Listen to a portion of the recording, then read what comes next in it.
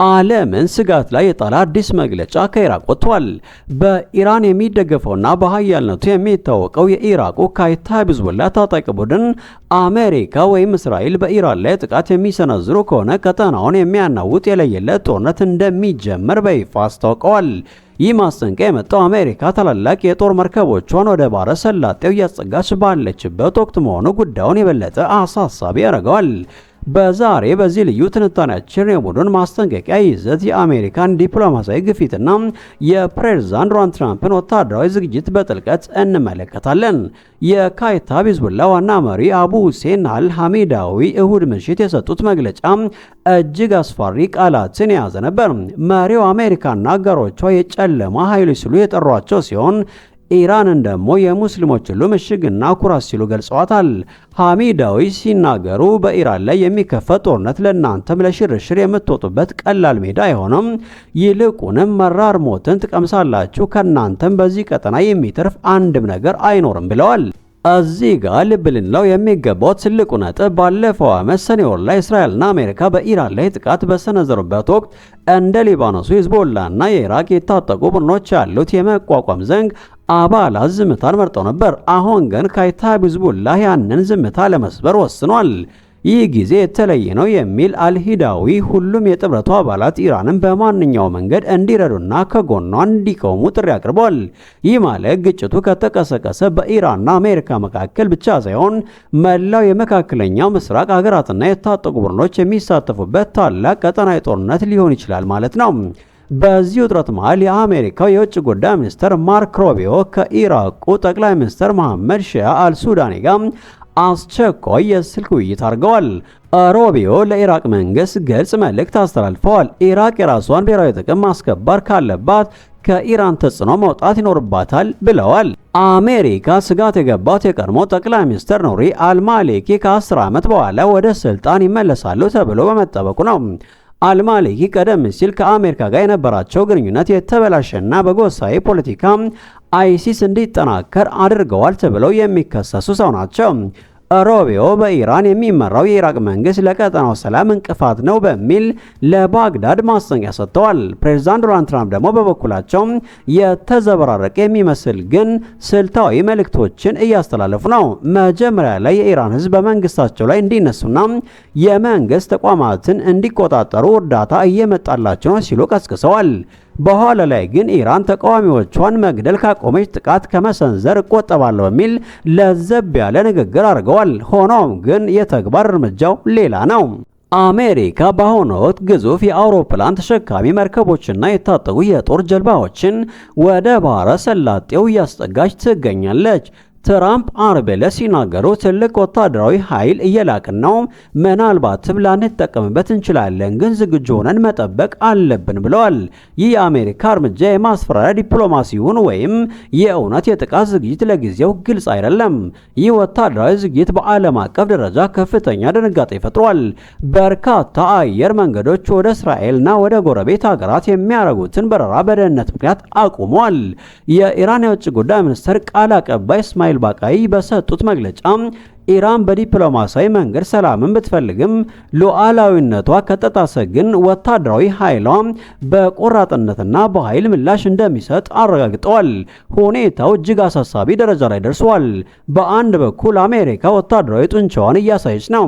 በሌላ በኩል ደግሞ በኢራቅ የሚገኙ የኢራን ወዳጅ ታጣቂዎች የለየለት ጦርነት እንጀምራለን እያሉ ነው። የየመኑ ሀውቲ ደግሞ በቀይ ባህር ላይ አዲስና ሰፊ ጥቃት ለመሰንዘር መዘጋጀታቸውን የሚያሳይ የቪዲዮ ማስጠንቀቂያ ማውጣታቸው ቀጠናውን ወደማያልቅ ጦርነት ሊከት የሚችል ትልቅ ክስተት ሆኖ ተመዝግቧል። ሀውቲ በቅርቡ የሚል አጭር መልእክት ያለበትና መርከቦች በእሳት ሲጋዩ የሚያሳይ ቪዲዮ የለቀቀ ሲሆን ይህም የአሜሪካ የጦር መርከቦች ወደ ቀጠናው እያደረጉ ያለውን ጉዞ ተከትለው ኢራንን ለመከላከል የታለመ ስትራቴጂ እንዲሆን እንደሆነ ተነግሯል። ከዚህ ቀደም ከ1000 በላይ መርከቦች ላይ ጥቃት በመሰንዘር ዓለም አቀፍ የንግድ መስመሮችን ሲያስተጓጉሉ የቆዩት ሀውቲ አሁን ደግሞ ወደ ጥቃት ለመመለስ መዛታቸው የዓለምን ነዳጅና የሸቀጥ ዋጋ ሊያናጋ የሚችል አደገኛ እርምጃ ነው። በሌላ በኩል የአሜሪካው ፕሬዝዳንት ዶናልድ ትራምፕ እጅግ ጥብቅና ግልጽ የሆኑ ቀይ መስመሮችን ለኢራን መንግስት አስቀምጠዋል። ዶናልድ ትራምፕ ዩኤስኤስ አብርሃም ሊንከን የተሰኘውን ግዙፍ የአውሮፕላን ተሸካሚ መርከብና ሌሎች አጥፊ የጦር መርከቦችን ወደ ኢራን የባህር ጠረፍ እንዲጠጉ ማዘዛቸው ይታወሳል። ትራምፕ እንዳሉት የኢራን መንግስት ሰላማዊ ሰልፎችን መግደሉን ከቀጠለና በቁጥጥር ስር የዋሉ ዜጎችን በጅምላ መረሸን ከጀመረ አሜሪካ በቀጥታ ወታደራዊ እርምጃ ትወስዳለች። ይህ የትራምፕ አቋም አሜሪካ በመካከለኛው ምስራቅ ያላትን ወታደራዊ የበላይነት ዳግም ለማሳየት የቆረጠች መሆኑን የሚያሳይ ነው። የጦር መርከቦቹ እንቅስቃሴም ለማንኛውም አጋጣሚ ዝግጁ ለመሆን እንደሆነ ተገልጿል። አየር መንገዶች የኢራንን የአየር ክልል እየሸሹ መሆናቸውና በባህር ላይ ያለው የሁቲ ዛቻ ተደማምሮ መካከለኛው ምስራቅ በማንኛውም ሰዓት ሊፈነዳ የሚችል ፈንጅ ሆኗል። የአሜሪካ የጦር መርከቦች ወደ ኢራን ጠረፍ መቃረብ የሁቲዎች የባህር ላይ ትንኮሳና በኢራን ውስጥ ያለው የህዝብ አመፅ ተደማምሮ ቀጠናው ወደ ከፋ የክልላዊ ጦርነት ያመራል የሚለው ጥያቄ የዓለምን ትኩረት ስቧል። ለተጨማሪ መረጃዎችና ሰበር ትንታኔዎች የዩቲዩብ ቻናላችንን ሰብስክራይብ በማድረግ ይከታተሉን። ጤና ይስጥልን። ዓለምን ስጋት ላይ የጣለ አዲስ መግለጫ ከኢራቅ ወጥቷል።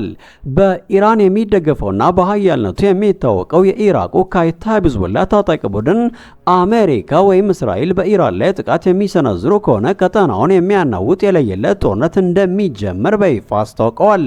ይህ ማስጠንቀቂያ የመጣው አሜሪካ ታላላቅ የጦር መርከቦቿን ወደ ባሕረ ሰላጤው እያስጠጋች ባለችበት ወቅት መሆኑ ጉዳዩን የበለጠ አሳሳቢ ያደርገዋል። በዛሬ በዚህ ልዩ ትንታኔያችን የቡድን ማስጠንቀቂያ ይዘት፣ የአሜሪካን ዲፕሎማሲያዊ ግፊትና የፕሬዝዳንት ዶናልድ ትራምፕን ወታደራዊ ዝግጅት በጥልቀት እንመለከታለን። የካይታብ ሂዝቦላ ዋና መሪ አቡ ሁሴን አል ሐሚዳዊ እሁድ ምሽት የሰጡት መግለጫ እጅግ አስፈሪ ቃላትን የያዘ ነበር። መሪው አሜሪካና አጋሮቿ የጨለማ ኃይሎች ሲሉ የጠሯቸው ሲሆን ኢራንን ደግሞ የሙስሊሞች ሁሉ ምሽግና ኩራት ሲሉ ገልጸዋታል። ሐሚዳዊ ሲናገሩ በኢራን ላይ የሚከፈት ጦርነት ለእናንተም ለሽርሽር የምትወጡበት ቀላል ሜዳ አይሆንም፣ ይልቁንም መራር ሞትን ትቀምሳላችሁ፣ ከእናንተም በዚህ ቀጠና የሚተርፍ አንድም ነገር አይኖርም ብለዋል። እዚህ ጋር ልብ ልንለው የሚገባው ትልቁ ነጥብ ባለፈው ዓመት ሰኔ ወር ላይ እስራኤልና አሜሪካ በኢራን ላይ ጥቃት በሰነዘሩበት ወቅት እንደ ሊባኖሱ ሂዝቦላና የኢራቅ የታጠቁ ቡድኖች ያሉት የመቋቋም ዘንግ አባላት ዝምታን መርጠው ነበር። አሁን ግን ካይታብ ሂዝቦላ ያንን ዝምታ ለመስበር ወስኗል። ይህ ጊዜ የተለየ ነው የሚል አልሂዳዊ ሁሉም የጥምረቱ አባላት ኢራንን በማንኛውም መንገድ እንዲረዱና ከጎኗ እንዲቆሙ ጥሪ አቅርቧል። ይህ ማለት ግጭቱ ከተቀሰቀሰ በኢራንና አሜሪካ መካከል ብቻ ሳይሆን መላው የመካከለኛው ምስራቅ ሀገራትና የታጠቁ ቡድኖች የሚሳተፉበት ታላቅ ቀጠናዊ ጦርነት ሊሆን ይችላል ማለት ነው። በዚህ ውጥረት መሃል የአሜሪካው የውጭ ጉዳይ ሚኒስትር ማርክ ሮቢዮ ከኢራቁ ጠቅላይ ሚኒስትር መሐመድ ሺያ አልሱዳኒ ጋር አስቸኳይ የስልክ ውይይት አድርገዋል። ሮቢዮ ለኢራቅ መንግስት ግልጽ መልእክት አስተላልፈዋል። ኢራቅ የራሷን ብሔራዊ ጥቅም ማስከበር ካለባት ከኢራን ተጽዕኖ መውጣት ይኖርባታል ብለዋል።